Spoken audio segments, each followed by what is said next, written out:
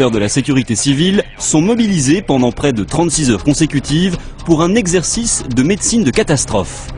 Le scénario, une série d'explosions, sans doute d'origine criminelle, viennent d'avoir lieu. Une simulation organisée par le SAMU, la Croix-Rouge et la sécurité civile. Plusieurs chiens de recherche en décombres sont eux aussi mobilisés. Leur mission, retrouver au plus vite les victimes que les secouristes n'ont pas encore localisées. Après une minutieuse reconnaissance des lieux, Luke, un chien de la sécurité civile, commence ses recherches. Un travail d'autant plus dangereux et angoissant qu'il s'effectue à la seule lueur des torches électriques. Ça fait partie de sa formation, hein, le chien de recherche de personnes ensevelies. On travaille principalement de nuit, beaucoup de nuit.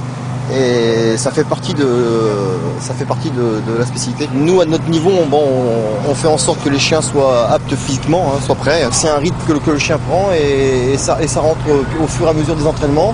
Il n'y a pas de notion de nuit-jour. Ça peut être aussi bien à 20h le soir qu'à 3h du matin, il n'y a aucun problème. Le chien recherche toutes les effluves humaines encore fraîches et sait faire la différence avec celle des sauveteurs présents sur le site. En moins de 10 minutes, Luke a déjà parcouru 2 étages. À partir du moment où le chien boit, on est sûr qu'il... Voilà, donc là on peut dire qu'il y a victime. Tu vas voir ? J'essaie de voir un petit peu ce qu'il en est là. À partir de là, le travail du maître chien s'arrête ? Non, pas forcément. En fonction, non, le chien il a trouvé une victime, il peut être engagé dans la foulée. Ça c'est en fonction des ordres qui nous sont donnés. Parce que le but c'est de trouver des gens le plus rapidement possible. Dedans vous avez des gens qui sont blessés, conscientes, inconscientes. Le but c'est de les retrouver au plus rapidement possible pour qu'elles puissent être médicalisées et être évacuées le plus rapidement possible. Tremblement de terre, tsunami ou actes terroristes, ces chiens sont à pied d'œuvre partout dans le monde où une catastrophe a eu lieu. Malheureusement, ce sont souvent des cadavres qu'ils découvrent. Leur attitude de marquage est alors très différente. Un vivant, le chien va gratter, il va aboyer. Quand un décédé, il va un peu tourner autour, il va donner un coup de nez, mais sans vraiment s'y intéresser, parce que c'est pas son but de trouver quelqu'un décédé. C'est à nous aussi de savoir lire notre chien. C'est pas pour autant que c'est une mission ratée. Ah non. Il faut savoir aussi que dans certains pays, même si on trouve quelqu'un de décédé, le pays est content parce qu'il peut faire le deuil beaucoup plus rapidement. Quand on trouve quelqu'un de vivant ou mort, pour les gens qui nous accueillent, c'est un gros soulagement. Quoi. Comme là, on est parti en Turquie avec mes collègues, en Algérie, 2 fois, c'est émouvant. Quoi.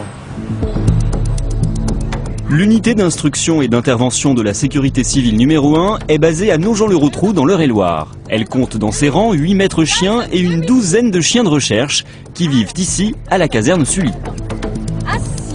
Certains viennent tout juste de commencer leur formation et tout débute alors par le parcours d'obstacles qui reproduit l'instabilité des terrains de décombres. Ce que je recherche, moi, c'est déjà que le chien soit vif, joyeux et que l'osmose se fasse très très rapidement avec son maître. Voilà. Et ça plus tard, en fin de compte, il fera plaisir à son maître. C'est ce qu'on recherche, qu'il fasse plaisir à son maître. Porter dans les bras. La formation, pour arriver à une très bonne finalité, il faut au minimum 12 mois. Ça peut aller de 12 à 14, voire 16 mois. Les premiers exercices qu'on met en place, c'est ce qu'on appelle dans notre spécialité le cheminement. On va apprendre à nos chiens à se déplacer sur vraiment, vous imaginez un immeuble effondré, sur ce type de terrain instable, voire, je ne veux pas dire dangereux, mais qui pourrait éventuellement lui occasionner quelques petites blessures au niveau des coussinets. Quoi. Voilà. Lui, c'est un caractère un peu dominant. Il va être curieux pour y aller, mais il va avoir des petites... pour un rien, il va avoir des petites frayeurs. Mais il faut le canaliser. Voilà, c'est la confiance en fait avec le chien qu'il faut avoir. Tant que le chien il n'a pas confiance au maître, il ira pas. Il ira pas sur le décombre parce qu'il se dira pour moi j'irai, alors qu'elle ne va pas. Donc tant qu'il y a la confiance, il va aller partout où on va lui demander. C'est le primordial. Ah, très bien, voilà tout. Très bien. Une fois le chien en confiance, la formation se poursuit par le travail sur le flair. Un travail progressif. Au cours des premiers exercices, les victimes sont à vue, c'est-à-dire qu'elles ne sont pas ensevelies, et la fausse victime motive même le chien à la voix en l'appelant par son nom. Ouvre. Allez, récompense.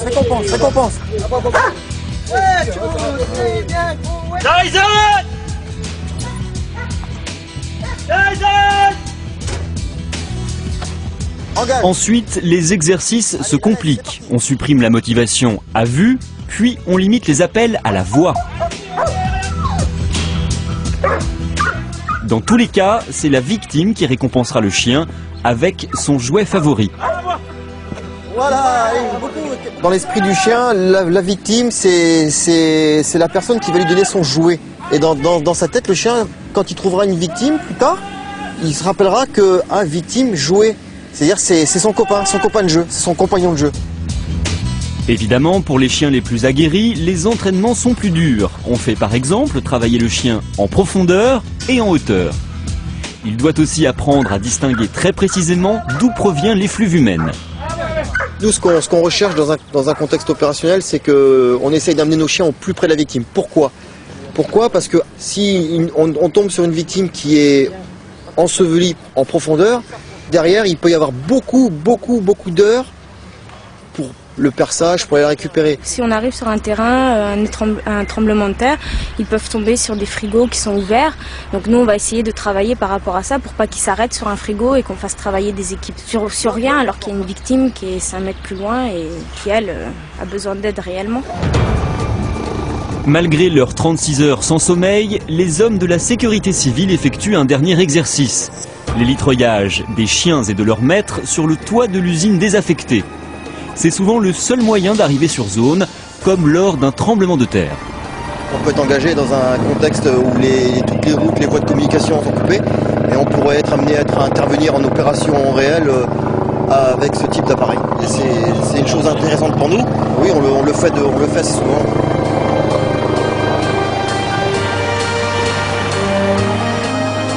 On essaie de travailler du mieux qu'on peut. Maintenant, c'est pas naturel chez le chien, le vide, hein, même chez l'homme. Hein.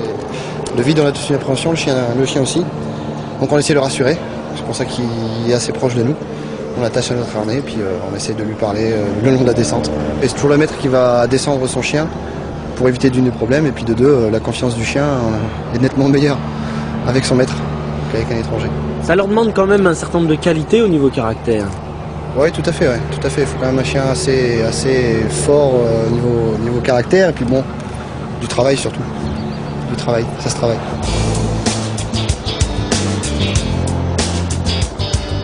Fin d'exercice pour les chiens et retour au chenil pour un repos bien mérité. Propriété de la sécurité civile, les chiens vivent en permanence à la caserne. On aimerait bien les emmener à la maison, mais les chiens sont heureux. Les chiens vivent bien, ils sont soignés quotidiennement, ils sont nourris quotidiennement, il n'y a aucun problème. Je pense que vous avez bien ressenti que les chiens étaient très près de nous, étaient très heureux de nous faire plaisir. À partir de là, et on fait vie avec ces chiens-là pour essayer de retrouver des personnes qui sont en difficulté. C'est quelque chose d'exceptionnel en ce qui nous concerne. À la fin de leur carrière, la plupart de ces chiens seront adoptés par leur maître afin de passer une retraite heureuse en famille. Okay.